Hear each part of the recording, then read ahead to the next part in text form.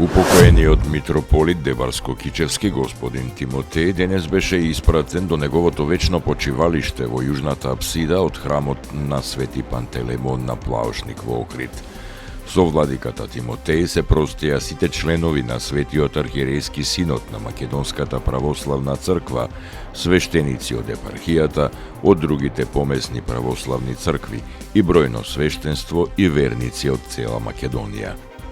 Во заупокоената света архиерејска литургија, одржана во катедралната црква Света Софија во Охрид, учествуваа и двајца владици од Српската православна црква и еден од Бугарската црква.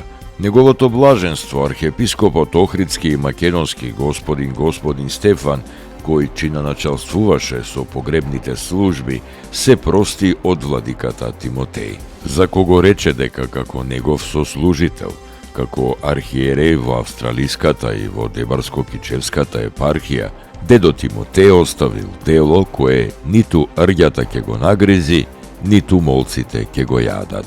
Македонскиот архиепископ нагласи дека Тимотеј како вистински архипастир и архиереј помогнал црквата Света Софија во Охрид повторно да си го добие местото за кое некогаш била изградена, да биде храм на Божјата мудрост и да продолжи да биде непоместлив и неосвојлив трон за радост и слава на охридските архиепископи.